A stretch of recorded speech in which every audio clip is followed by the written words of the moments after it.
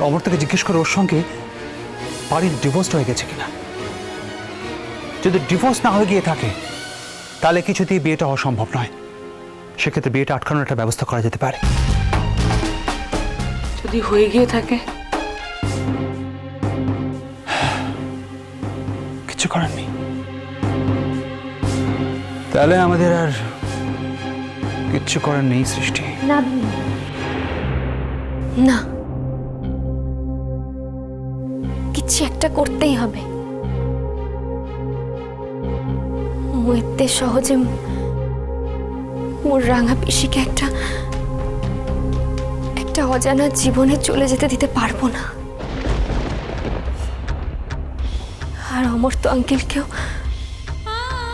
এতে কষ্ট পেতে দেখতে পারবো না। তাই মু কହୁଛି মতে ଆଉ ଗୋଟେ দিন সময় দিও। মু কাল তোমাদের সব কিছু জানাবো।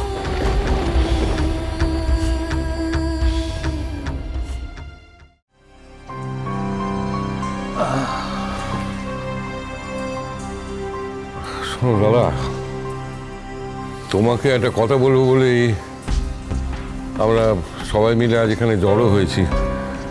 মানে তোমার পরামর্শ চাই আর কি। আসলে ব্যাপারটা এমন একটা জায়গায় পৌঁছে গেছে যে আর অপেক্ষা করাও যাবে না। আরে যা বলার বলোই না। আমিও খানিকটা যে অনুমান করতে পারছি না তাও নয়। তুমি বাড়ির বিয়ের ব্যাপারে কিছু বলতে চাইছো, তাই তো? আসলে অমর্ত্য তো নিজে হাতেই সব কিছু চুকিয়ে বুকিয়ে চলে গেছে। এদিকে অনিন্দ ছেলেটি আবার বেশ কিছুদিনের জন্য বিদেশে যাচ্ছে। আর সে তো প্রায় হাত জোর করে আমার কাছে ভিক্ষে চাইলে পারিমাকে। তো যাই হোক, মানে ব্যাপারটা হচ্ছে যে আমার মেয়েটা সুস্থ স্বাভাবিক হলে না আমি মুখের উপর বলে দিতাম যে না বাবা না, আমি এখন আমার মেয়ের আর বিয়ে দেবো না। তা তো নয়। ওই মেয়েকে আমাদের অবর্তমানে কে দেখবে, সে কোথায় যাবে, কি করবে, এই সব ভেবে ভেবে না কি বলবো তোমাকে। না, বড় বাবা ওকে নিজের মেয়ের মতোই দেখে, খুব স্নেহ করে, এ কথা ঠিক। কিন্তু তাই বলে ওর ঘাড়ে তো সব দায়টা চাপিয়ে দিয়ে যেতে পারবো না। ওদা ভাই, বড় বৌমার পর আমার মেয়েটাকে কে দেখবে বলুন দেখিনি? সে কার কাছে থাকবে? সে যে বড্ড খেয়ালি, তার খেয়াল কে সইবে বলুন দেখিনি? এখন আমি কি করবো বলো দেখি, বড্ড অসহায় লাগছে জানো। তোমরা যে যাই বলো না কেন, বাড়ির আবার বিয়েতে কিন্তু আমার মত নেই। আমার তো ওর সঙ্গে খারাপ ব্যবহার করেছি ঠিকই, কিন্তু আমার মনে হয় ওকে নিয়ে আরেকবার বসা দরকার। ওর ভেতরে হয়তো এমন কিছু কথা আছে যা বলতে পারছে না। আমার তো আমাকে একটা চিঠি দিয়েছে পারির লেখা। তাতে পারিমা লিখেছে যে সে আর অমর্ত্যর কাছে থাকতে চায় না।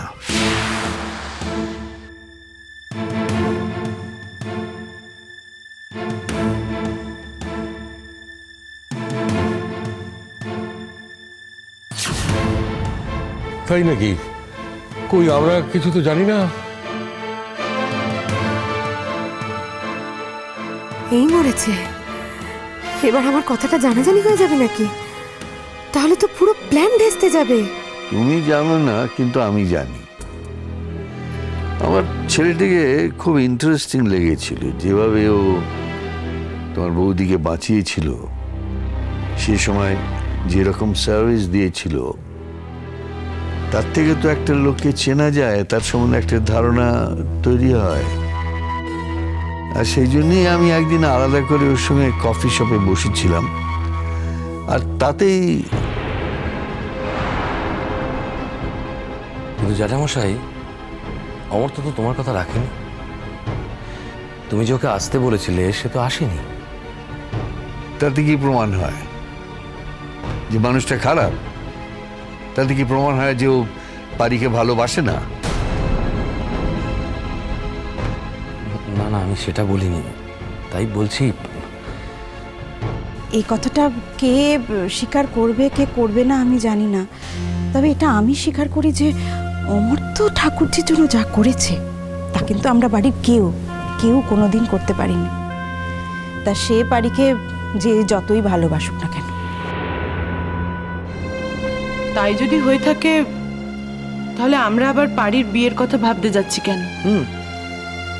আমরা কি আমাদের মেয়েকে ওর কাছে ফিরিয়ে দিয়ে এসেছি?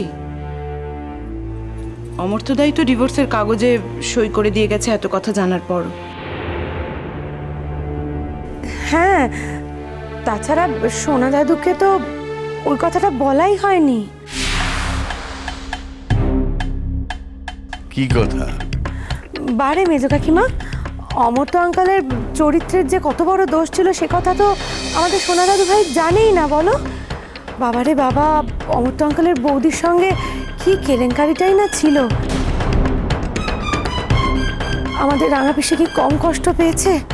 শ্বশুরবাড়ি থেকে তো চলে এলো এই কারণেই, থাকতে পারলো না তো, প্রায় মরে যেতে বসেছিল আমাদের রাঙা পিসি।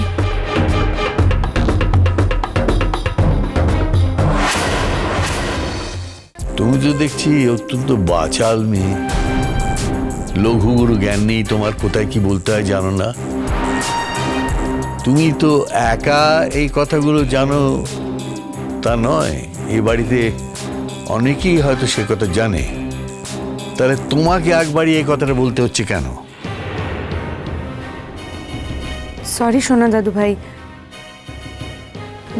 তুমি আমার ওপর রাগ করছো ঠিকই, কিন্তু বাড়ির আর কেউ তো কথাটা বললো না, তাই আমি কথাটা না বলে আর থাকতে পারলাম না। আচ্ছা ভূমি, তুমি তো ভারী অদ্ভুত মেয়ে। দেখছো জ্যাঠাবাবু পছন্দ করছেন না, বিরক্ত হচ্ছেন, তাও তোমার মুখ বন্ধ হয় না। কথাটা কিন্তু ঠিক জ্যাঠামশাই। অমর্ত্য হচ্ছে ওর বৌদির সাথে বিয়ের আগে থেকে একটা সম্পর্ক ছিল, সেটা তো আমরা আগে জানতাম না। আরে থাক না শুভ সব কথা। এই অমর্ত্যর বৌদির অমর্ত্যর প্রতি একটু দুর্বলতা ছিল আর কি, কিন্তু অমর্ত্য যদি সেই ধরনের ছেলে হতো তাহলে কি এই বাড়িতে এসে থাকতো শুভ? এ বাড়ির লোকজনদের কাছে তো সে কম অপমানিত হয়নি। হয়তো সবই আমার মেয়ের কপালের দোষ, তার কপালে তো কিছুই থাকে না কো। দেখো বৌমা, এই সব সময় এই এক কপালের দোষ দিয়ে নিজেদের দোষটা আড়াল করার চেষ্টা করো না, এই অভ্যাসটা ভালো নয়। এদিকে অনিন্দু খুব তাড়া দিচ্ছে, আমি যে এখন কি করি। আমার একটা কথাই খারাপ লাগছে যে অমর্ত্যদা যখন ডিভোর্সটা করতে চেয়েছে তখন তোমরা জানো না, অমর্ত্য চায়নি। পারি অমর্ত্যকে চিঠি লিখে জানিয়েছিল সে আর ওর সঙ্গে থাকতে চায় না, সেই জন্যই অমর্ত্য নিজে এসে তাকে মুক্তি দিয়ে গিয়েছিল।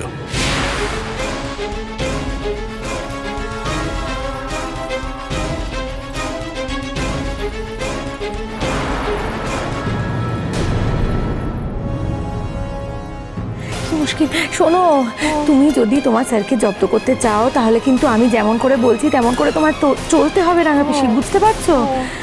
তাই জন্যই আমি আবার তোমাকে একটু চট করে শিখিয়ে দিতে এলাম। দেখো রাঙা পিসি, তুমি যদি আমার কথা শুনে না চলো না, শুনছো? তুমি যদি আমার কথা শুনে না চলো তাহলে কিন্তু তোমার স্যারকে জব্দ করাও হবে না, তোমার নাম ডাকও হবে না, তোমার কিন্তু তোমার স্যারের সঙ্গে থাকাও হবে না। না না বাবু, আমি আমার স্যারের সঙ্গেই থাকবো। আমাকে যেমন যেমন শিখিয়ে দিয়েছিস আমি তাই কথাই বলবো, আমি স্যারের সঙ্গেই থাকবো। হ্যাঁ।